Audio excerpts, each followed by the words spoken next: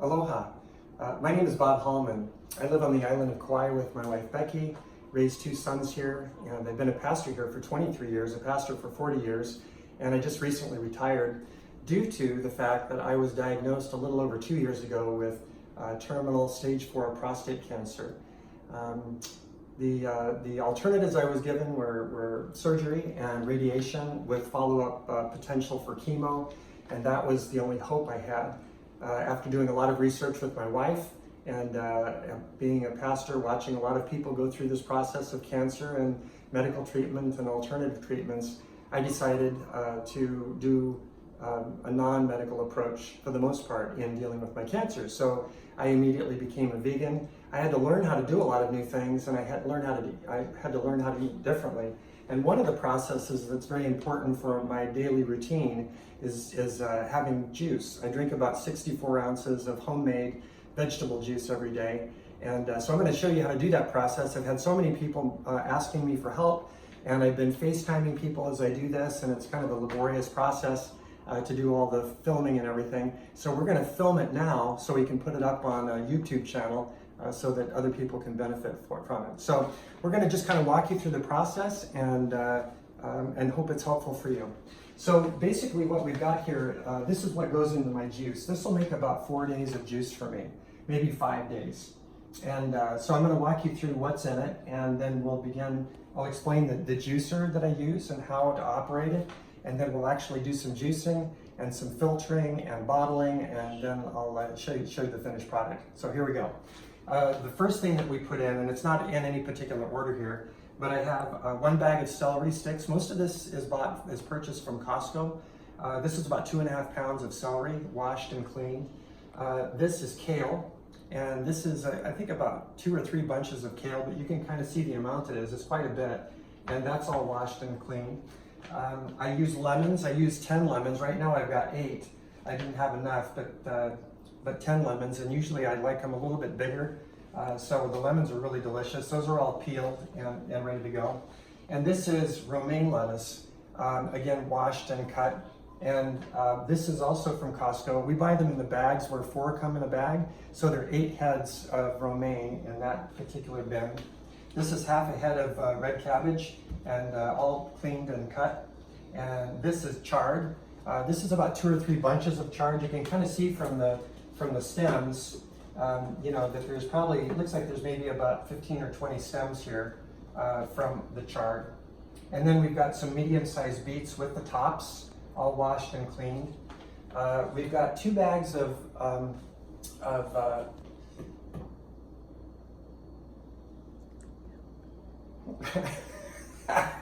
my wife is helping me from the camera. Bell peppers. So there are 2 bags of these from Costco. I don't really know how many that is. I think it's about 6 bell peppers in each one, so it's 12 bell peppers. Usually, and the recipe calls for green, but they didn't have any at the time, so I'm going to use the colored red, yellow, and orange bell peppers. And then we've got 5 pounds of carrots that are washed and the ends are trimmed off. And then I've got 10 apples, and kind of to make up for the lemons I don't have, I've got 12 apples, and these are small apples. These aren't large apples. Granny Smith. You want the Granny Smith because they have the least amount of sugar in them, and they're the best for you in terms of treating cancer. So those are the components of what we're going to be putting into the juice that we're going to make today. So let me go on and show you the actual juicer. Now I've had this juicer for 2 years, and this thing has been worked. So it's a little bit dirty. It's not because we don't clean it, it just gets stained from all the colors of the different vegetables that I put into it. So this is a Breville Juice Fountain Elite. You can buy this at Macy's. I think on regular price it's $3.99, and if you wait for it to go on sale, it goes down to $2.99. I did a lot of research on this. There are a lot of juicers. There's a Champion juicers. There are juicers that cost as much as $4,000 or $5,000. Commercial juicers. You can get really cheapy juicers. But I found that out of all the research I did, this one is the one that I chose for several reasons. Number 1, price. It's really inexpensive, relatively speaking. Number 2 is that it produces a tremendous amount of juice in a very short period of time. And if you come over here and look, you can see that the opening of this is this big. So you can see the the plunger that you actually push down with. Now, a lot of the juicers that are out there, the opening is maybe this big. And if I had to push all these vegetables through a hole that big, you can imagine how long that takes. So this extra wide mouth really increases the process and speeds it up and makes it a lot faster. The other thing that this juicer is really well known for is that it's very easy to clean. So you can take it apart, rinse it off, and throw it in the dishwasher, and you're good to go. So that's really helpful. The other thing that you'll need is you'll need a couple of large bowls. We just happen to have these two here for putting the juice in as I make it. The last thing is a strainer. You're going to need this because on top of the juice, even though you're using a juicer and it gets almost all of the pulp out, there's still going to be some residual and some foam on the top, and so that's the strainers for removing that.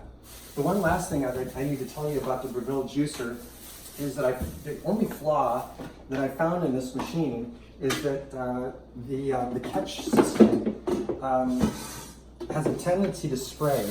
So for instance, if this is all together, as I'm juicing and it's producing juice, it tends to kind of shoot out at you from these edges along this catchment bin. And so what I've done to mitigate that is I just use a regular, this is just a regular vegetable bag, the kind of thing that you would find in the supermarket. And normally I just put some of the peels from my lemons in here, but I threw them away and forgot. So we're just taking a lime and putting it in the bottom of the bag. And the reason is that the juicer actually creates a vortex, a suction effect, and will actually pull the bag in to the juicer and grind it all up, which obviously isn't helpful. So what I do is I put that lemon or that lime in the bottom, or just a few peels is really all you need. And then I tuck it in. Didn't really show you that very well. So I just tuck the edge in like this along the back side and leave the rest of the bag hanging out the front side. And then I just gently lift the machine up and tuck it in like that. It's going to leave this excess bag over here, and I just kind of bunch this up and give it a little twist, and I use a clothespin and close it off right there. And what that does is it protects all these edges so you don't have stuff flying all over yourself or all over the kitchen. The other thing that I do, because this juicer is going to create juice and it's going to create some residual excess flowing out of here when you remove this to empty it into your containers, is that I put just a double folded paper towel, just like that, and I flip it over like this and lift up the juicer and slide it under there to absorb all the little drips that are going to happen along the way.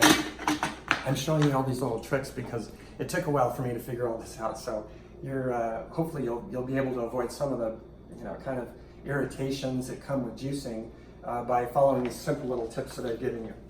Okay, so I think we're ready to go. If I need to explain anything else, I think I'm all done. So normally, I'll be honest with you, when I juice, all the juicers are going to be a little hot, and not hot, but they're going to be a little bit loud.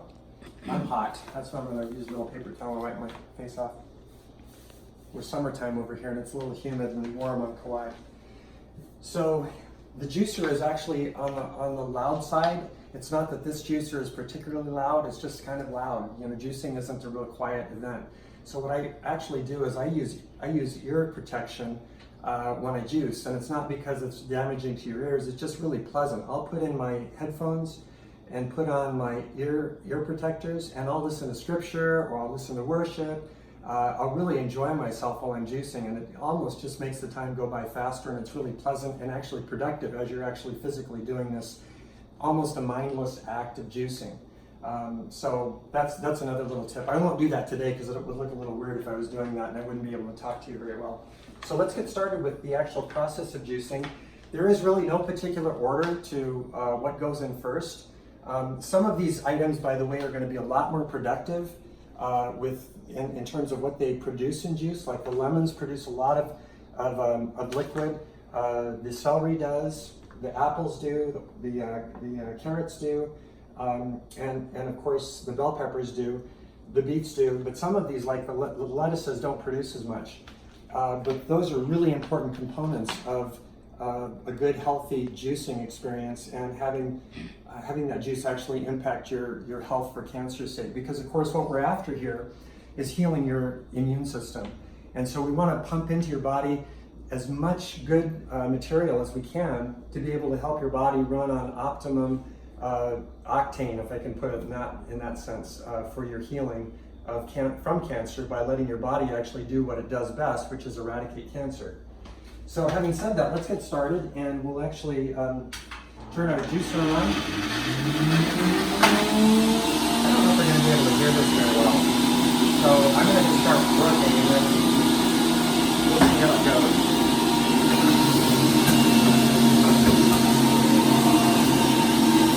So with the apples, I don't even use the plunger, I just push them down.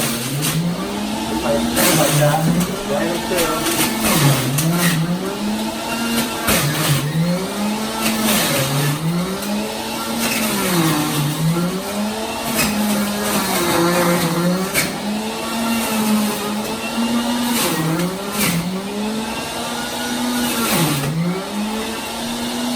Okay, so when I've gotten to the point where my juice is about up to here, I have to turn the juicer off to pour the material out.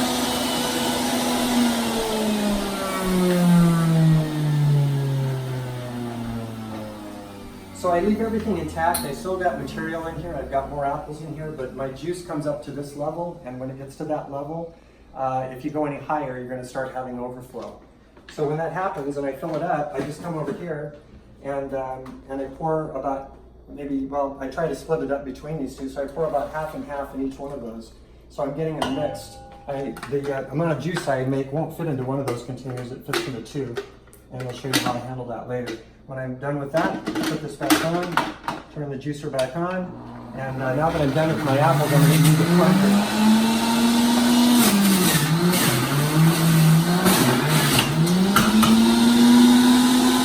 So I'm done with the plunger, and I'm just going to grab something else here. I've got beets.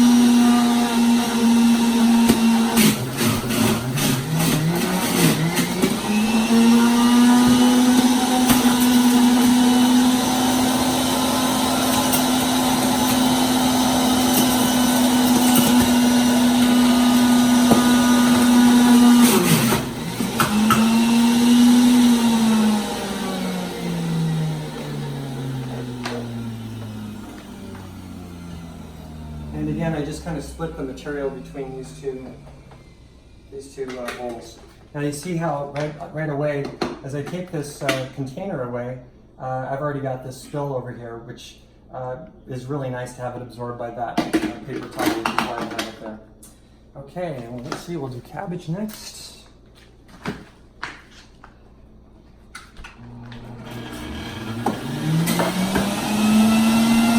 You might have to pull some of this cabbage apart a little bit like this to get it to fit in.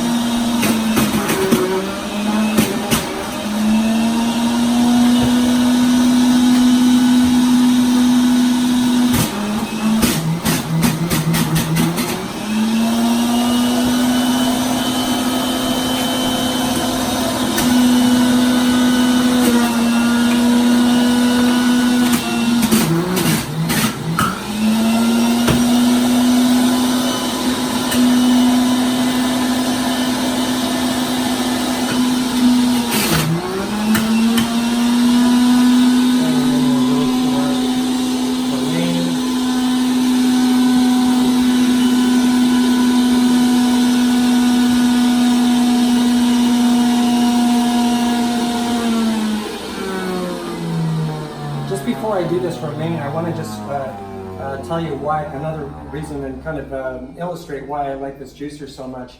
You would never be able to get this much material through a normal juicer, but with this Breville, because of its wide top, I can put almost a whole head in of romaine.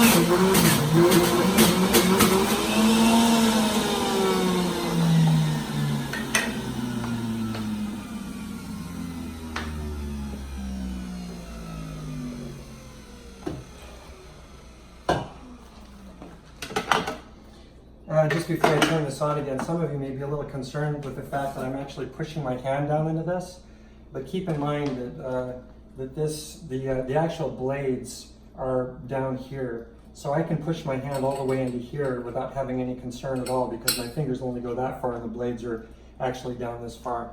It actually sometimes is just a lot faster than using this plunger unless I really need it.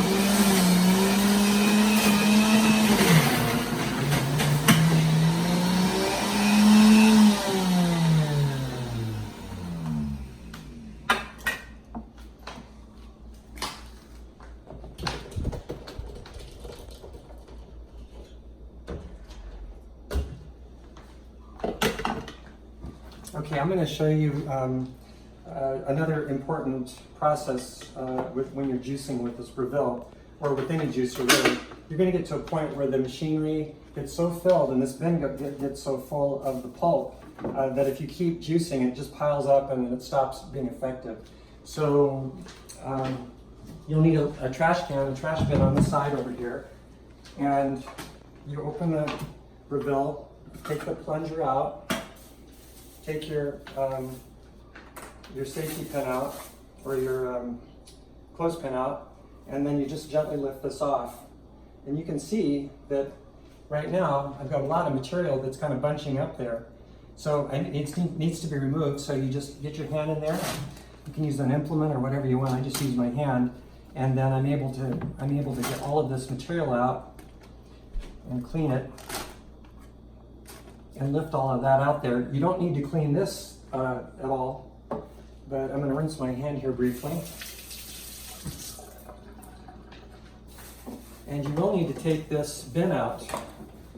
Mm-hmm. And so you just kind of tilt it, it comes right out like that. You can see my bin is full of pulp, and I just shake it off into the trash can. And I'm going to try to hold on to my lime that's down at the bottom, so I don't lose that. Okay.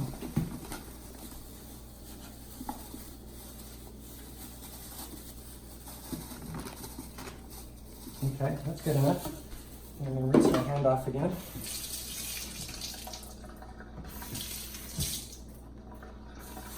And again, I'm wanting to get this hiked up just about like that. I'm going to tuck it back under the Breville. Put the top back on, snap the retaining clasp on, bunch up the vegetable bag again, put the machine back on. We're ready to roll again.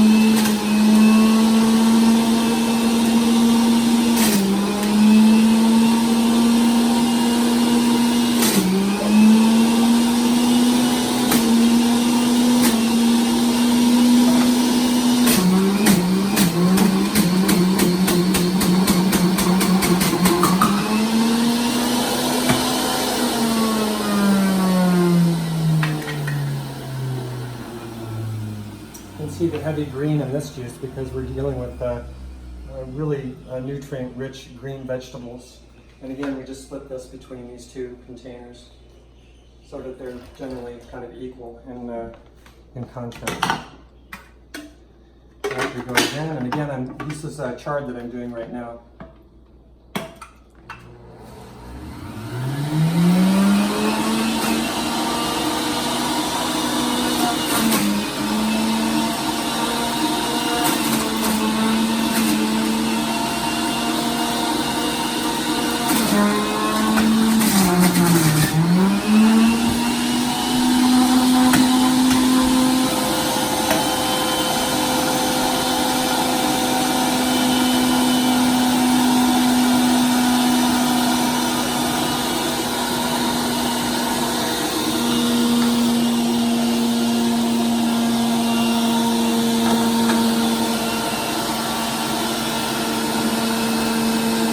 These are our heads of chard out of these.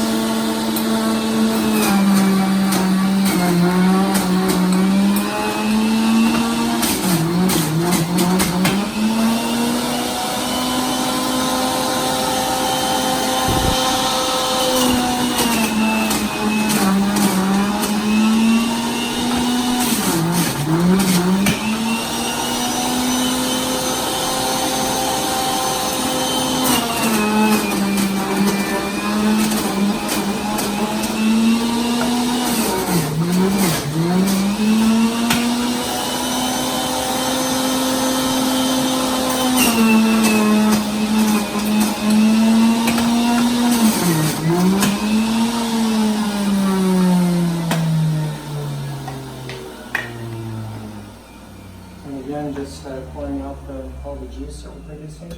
Becky, if you want to come and take a look at this, you can kind of see, first of all, just the kind of very, the coloration, but you can also see all that foam on top, and that's the stuff we're going to be straining off at the end of our process here.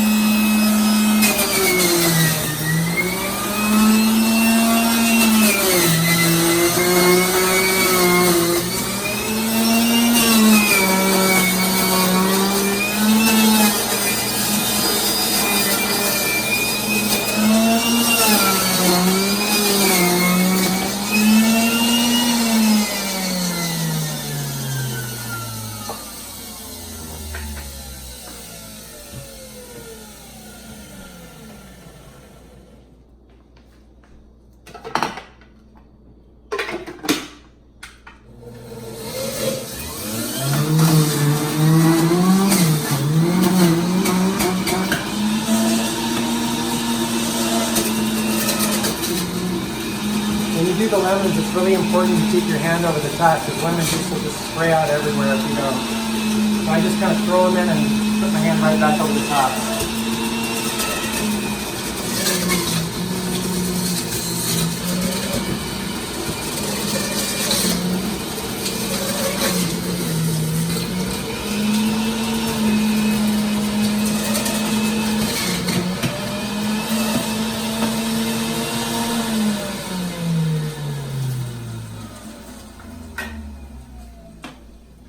Now, because of the quantity of juice that I make, which is a lot, most people don't make nearly this much juice. So you can certainly choose to make juice every day or every other day in these smaller batches if you want. The reason that I like to make the larger batches is that it's kind of a process, and the cleaning of the equipment. So I like to just knock out 4 days at a time. I think most people would tell you that if you make juice, you kind of want to make it for 2 to 3 days at the most. But I make it for 4, and it's kind of a convenience issue for me. And I think the juice, when it's preserved like I preserve it and it's refrigerated, I think it's fine even up to 4 days. So because I'm creating so much juice, I'm also creating a lot of material. And so I'm back to that stage again, where if you look on the top over here, you can see how much material it's gotten to the top. And now this separating centrifugal unit won't be able to operate at optimum capacity. So I again go through the process of cleaning out the plunger and the container top here, and I remove the bin, just angle it out and shake all that extra material out. Some of you might want to use this for a compost pile, but since we don't compost here, we just, oops, there went my line. And I put that back in and reinstall that. I've got to put this top back on in the proper way and then snap in. I'm going to clean my hands again. And then I need to, again, twist on this vegetable bag with the clothespin so that we can make sure that we don't have any material spraying out. We're almost done. We've got our green, not our green bell peppers, they're supposed to be green, but we've got our very colorful green bell peppers. And what I've done is that the tops have been taken off and then they've been sliced in half. That's the only way I can get that much material in, but that's a lot of bell pepper to be able to get into a normal machine, but the Breville can handle it, which is a real blessing.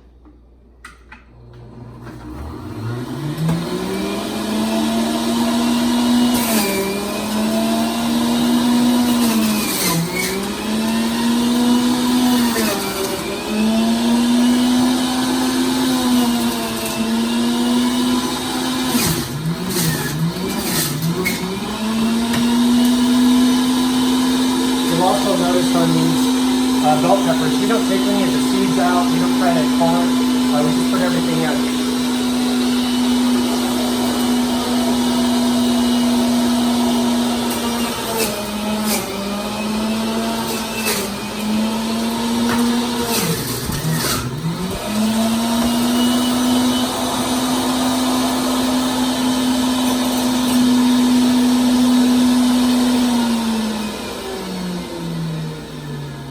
That's what happens if you don't get this emptied soon enough. What happens is a little foam, it just hit my shirt, but foam will pop out of this this top part of the venting area of your container. So that's what you don't want to have happen, but it's not a big deal, but it does give you a signal that you need to empty your container.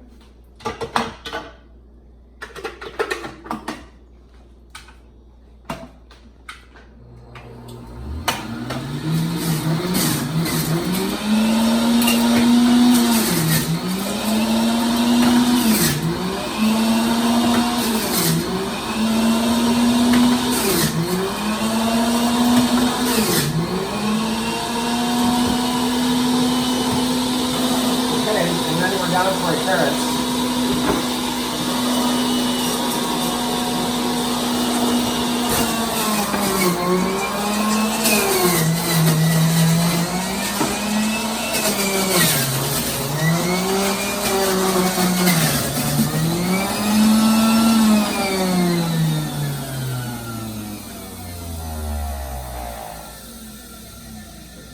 In a normal juicer, again, I'm saying it for like the third time, but you would never be able to get this much material or these many carrots pressed into the unit all at the same time, which again, it's just a real benefit for this particular machine, in my opinion.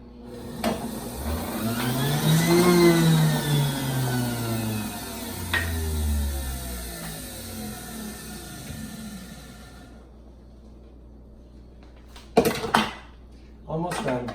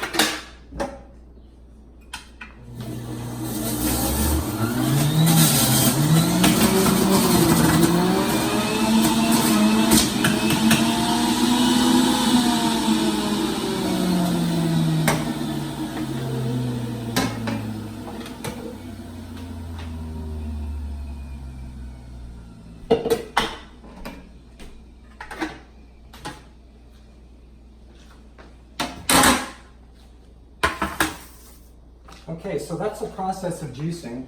And give me just a second here, I'll clean up just a little bit. I'm just going to push this back for now so that you can see this next part of the process. And this next part is a little bit tedious and it takes a while. So I'm just going to kind of show you the beginning process of how to do that. And then I'll go ahead and go off camera and finish the job myself, and then I'll show you the process of packing it. But this is what you end up with at the end of your juicing process with the amount of material I have. That's a lot of juice, as you can see. That's a lot of material. And let me pick up a couple of things from my cabinet here. Get them out.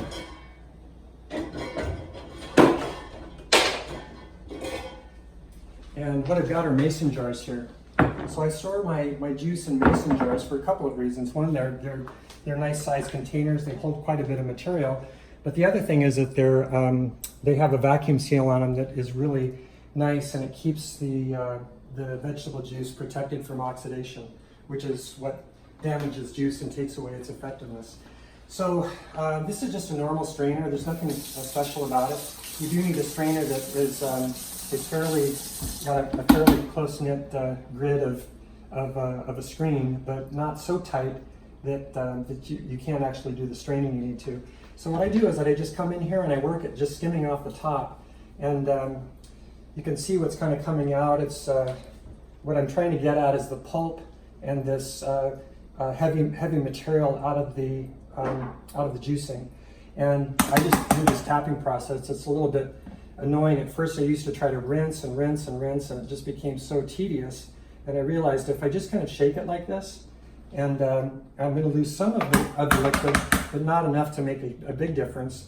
And I just keep doing this until I get down to the point where I've just got basically juice. And I do that with both of these containers. So for right now, what I'm going to do is I'm going to turn the camera off, and I'm going to just keep doing this until I get it to a point where it's ready for bottling, and then we'll turn the camera back on so you can have an idea of what it looks like, that bottling process. So we'll be right back in a couple of minutes.